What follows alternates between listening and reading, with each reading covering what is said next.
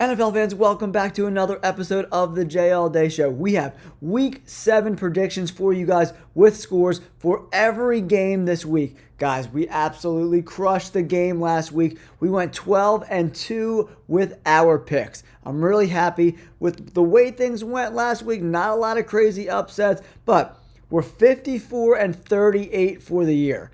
I'm even happier with that considering all the craziness the first 5 weeks of the NFL season brought to us. One more thing I gotta talk to you guys about. I put out my bets for last week for my members. 9 out of 11 bets cashed for us, guys. That's why you have to subscribe to the channel to get all my NFL bets, all my NFL updates. We tripled up our bankroll last week with all of our games.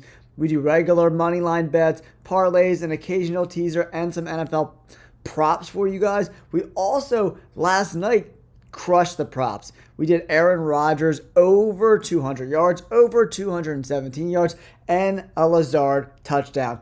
Buckets! We're cashing for you guys. That's why you have to tune into this channel. All right, let's get into Week 7 predictions with scores for all the games in the NFL. NFL fans, we kick off Week 7 with some Thursday night football action. Denver Broncos versus the Saints, right? The Saints have played 3 games in 10 days. I never liked that. This team's going to be really banged up. No Derek Carr. Spencer Rattler, the rookie, will be starting opposite the other rookie, Bo Nix, who's actually looked pretty good with Denver so far. Big injury on the Broncos side. Star cornerback Pat Surtain, he's out.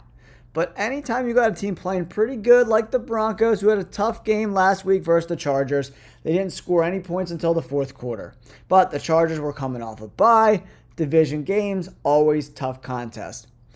I like Sean Payton and his team to get right against his old team, the New Orleans Saints.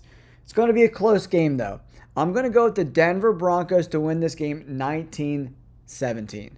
It's going to be a very, very close game, but I just think playing 3 games in 10 days with a rookie at the quarterback position for the Saints, a defense that's reeling. They gave up 51 points. The offense didn't really help them last week, but they did give up almost 600 yards of offense. So not looking good on all sides of the ball for a reeling Saints team. I look for that reeling to continue.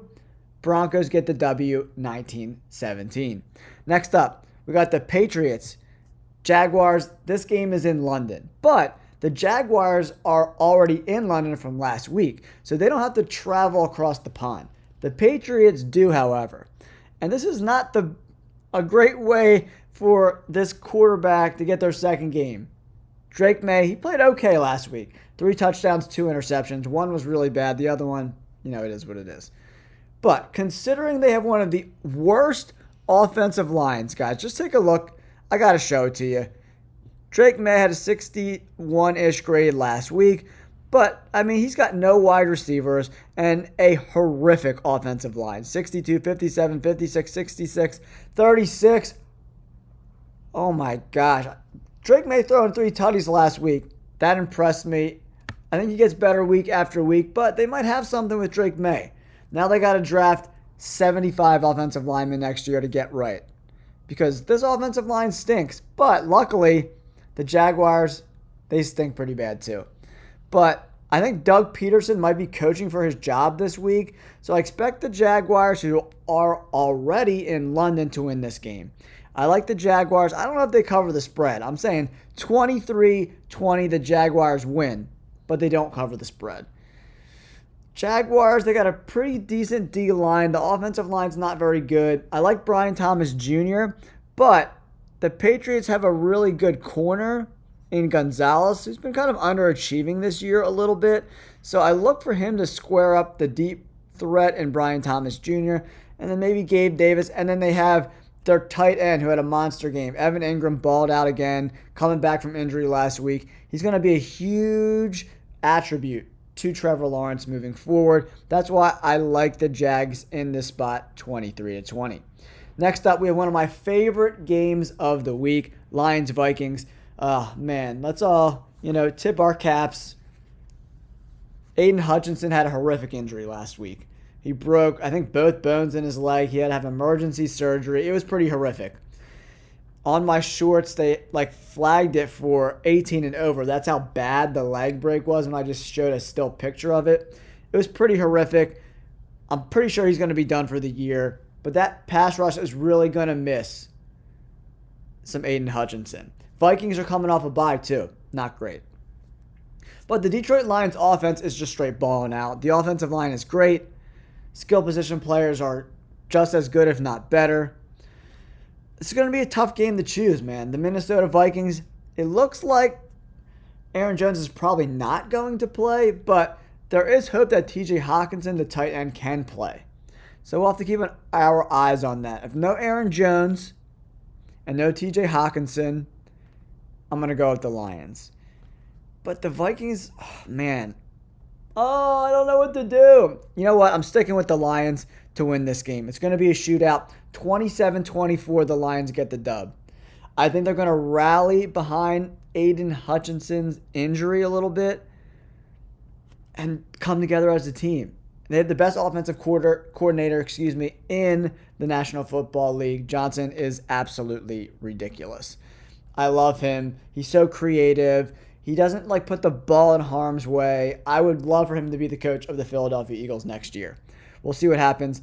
But I'm going with the Lions, 27-24, in a really, really close game, guys. Very, very close. I'm just looking over some of my notes, making sure I got everything for you guys. But, oh, man, this is going to be a killer game. Make sure you get your popcorn ready. This is going to be a lot of fun. Speaking of popcorn, I got a game that might be even better than this game, if you can believe it. Houston Texans on the road versus the Green Bay Packers, who looked great last week against Arizona. The Packers did a really good job stopping James Conner and that run game. I was very, very impressed. Edgerrin Cooper is balling out. I wish the Eagles would have drafted him, the linebacker. He's a very talented guy. Jair Alexander played. Huge, huge, huge, huge. You got to remember for the Houston Texans, guys, no Nico Collins. That really sucks. He was the best wide receiver in the NFL so far this year. But Diggs and Tank Dell stepped up. I think they had 13 catches last week. They did a really good job. And then they also got Joe Mixon back. He rushed for over 100 yards. Joe Mixon is a huge asset to this offense. Not only can he run the ball well, he can catch the ball well, but he can also block, especially on third down. The Houston Texans are the most penalized team in the NFL, so they got to play a clean game. So who wins this game? It's going to come down to turnovers. You want to know why? Because the Green Bay Packers, if you take a look at this defense real quick, not a lot to be scared about besides Xavier McKinney. Not a lot of talent that's playing really well right now. Edgerrin Cooper, the rookie's playing great. Alexander's playing good, but everyone else, not great. 50s. Let's just put this in nickel because they'll probably be playing a lot of nickel. You know what I mean? Not great. It's not great. So, especially the front seven of this defense is concerning for me. It's definitely concerning for me. Joe Mixon could ball out. But the Green Bay Packers have the most opportunistic defense in the NFL. They lead the NFL in turnovers. They are beatable, though. That's why I'm going with the upset here, guys. I like C.J. Stroud. I think he knows how important this game is. They didn't play great the last road game when they played Minnesota. They got blown out. But with Joe Mixon back, it's a huge compliment to this passing game. I'm going with the Texans here. But Jordan Love has looked pretty good.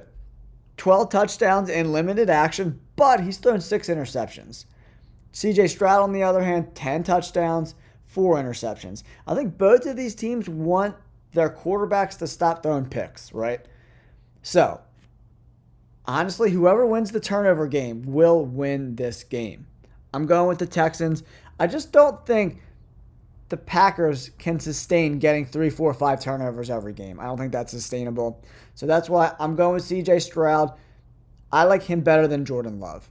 Jordan Love looked better last week, but you got to remember the Arizona Cardinals defense is absolute booty cheeks. Whoa. They really stink.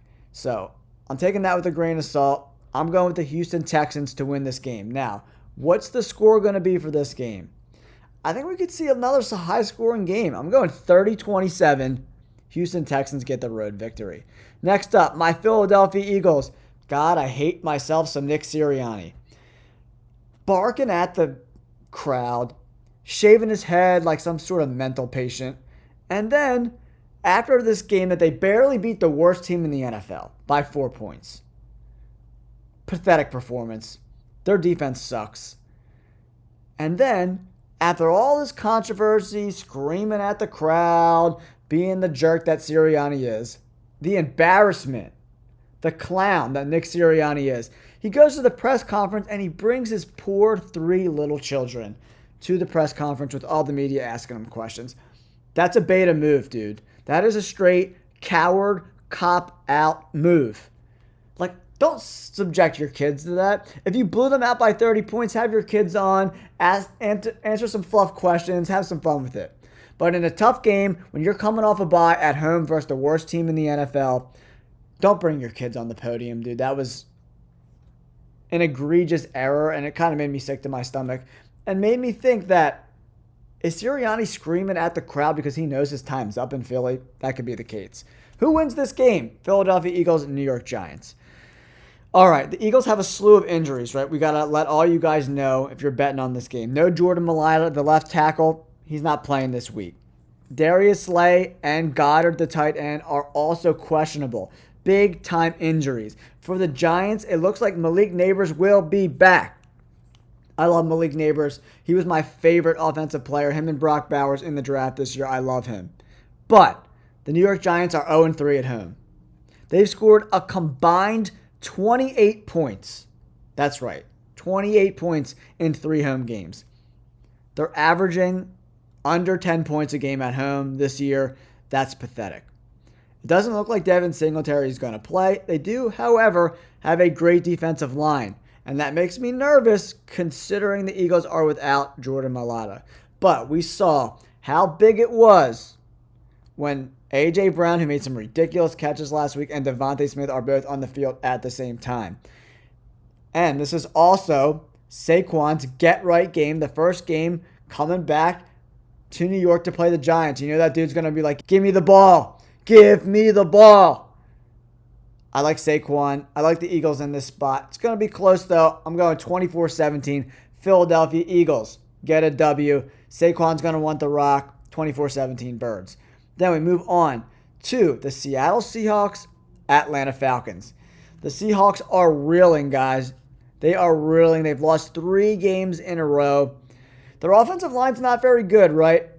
They have one good offensive lineman, the left tackle. Everyone else is a 65 PFF grade or lower. The defense is right in the middle of the pack so far, but their head coach, McDonald, is a great defensive mind.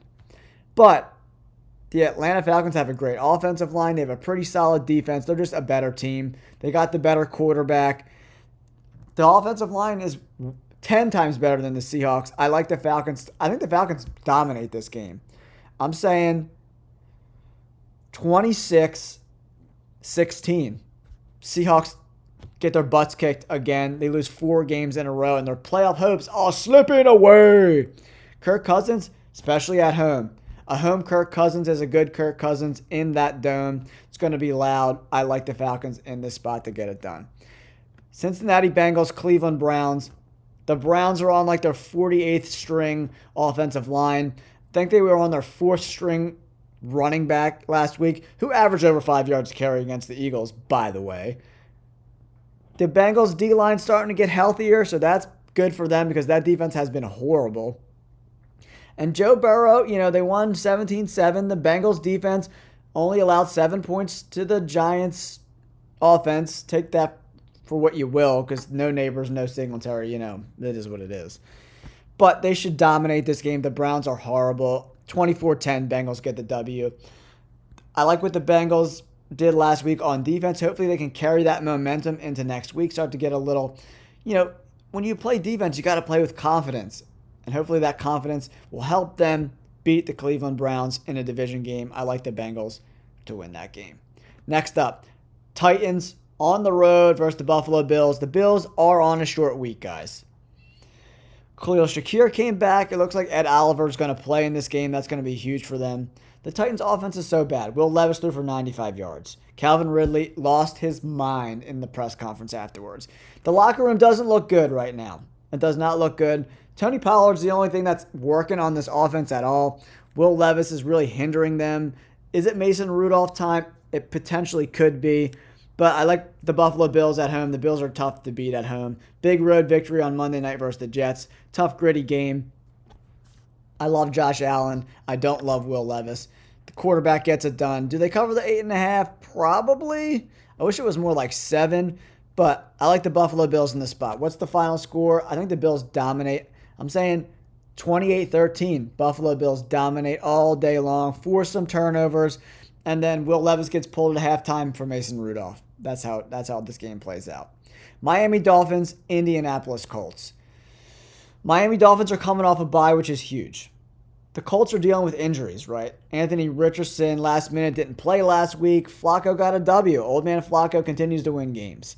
But I'm expecting Anthony Richardson to finally suit up this week. But Jonathan Taylor is also hurt. Michael Pittman played, but he's been banged up. They're banged up. A banged up team that's been very inconsistent, playing a team coming off a bye. The Dolphins head coach had 2 weeks to prepare for this game. Kind of figure out how do we move forward with our offense without Tua, right? I look for them to establish the run game against a Colts team that can't stop the run for shit. So I love the Dolphins in this spot in a close game. 17-13. Miami Dolphins get the dub. Then we move on to the Carolina Panthers on the road versus the Commanders. The Commanders showed they are for real. They played that Ravens team really, really tough. Unfortunately, the Commanders' defense isn't ready to compete for a championship quite yet. The secondary is not very good, and we saw them get exploited. Zay Flowers balled out last week. Carolina Panthers are the Panthers. I like the Commanders in this spot. Do they cover the spread? I'm not sure. I'm going 23-13.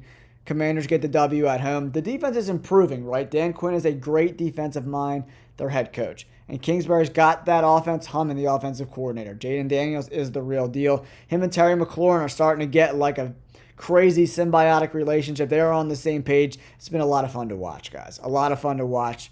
Commanders dominate this game. Dominate. What did I say the score was? I think I said, I'm going 24-13. I don't know if I said 27-13 or 24-13. But actually, let's go 27-13. 27-13, the Commanders over the Panthers. Raiders, Rams. Okay, the Raiders just traded Devontae Adams. He hasn't been playing anyway. Aiden O'Connell looked okay. The Rams are hoping Cooper Kupp's going to play this week. They're off the bye. They're getting healthy. I like the Rams to win this game 23-10.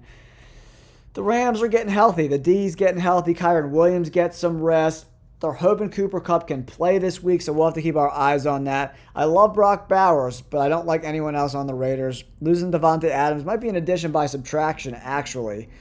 But Christian Wilkins is still going to be out for the defense. Max Crosby can't do it all by himself. Rams get the W.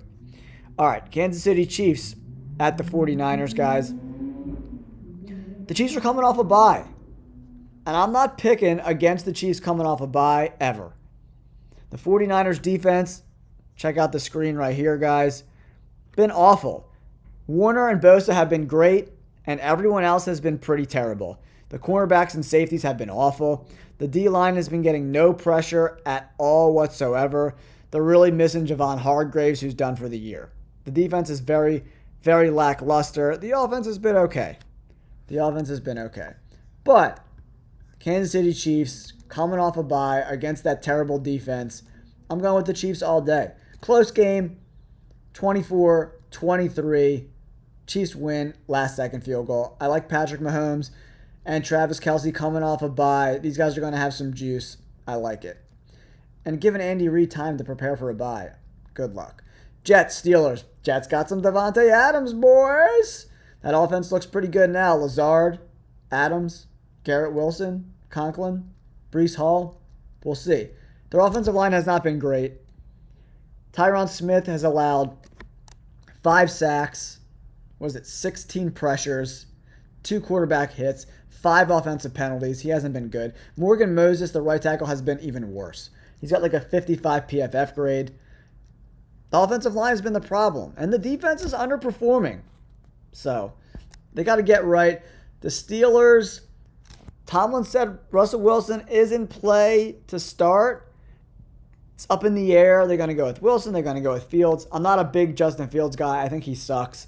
He's athletic. He can pick up some first downs with his legs, but his accuracy and his ability to make reads down the field is like one of the worst in the NFL, if not the worst. He doesn't give his receivers a chance. He's not a good quarterback. But you know what? I'm going with the Jets. With Devontae Adams and that offense to win a super close game, 21-20, because the Jets' field goal kicker sucks. That's why they lost that game. So they're not kicking field goals anymore. 21-20. Jets get the W. Then we got 2 Monday night games to get excited about, guys. Ravens, Buccaneers. That's going to be a hell of a game. It's going to be a lot of fun. Baker Mayfield hung up 51 on the Saints last week. He did throw 3 picks, though. So we got to take that into consideration. The Ravens defense is not the Ravens defense of the past 5 years. So they're beatable. But can the Buccaneers, who lost to the Broncos, stop Lamar Jackson, Zay Flowers, and Derrick Henry? To me, the answer is no. I'm going with the Baltimore Ravens, 28-20 to get a W here. I like the Ravens in this spot. I don't think the Buccaneers defense is that good. And Todd Bowles, in close games, always finds a way to blow it. I'm going with the Ravens, 28-20.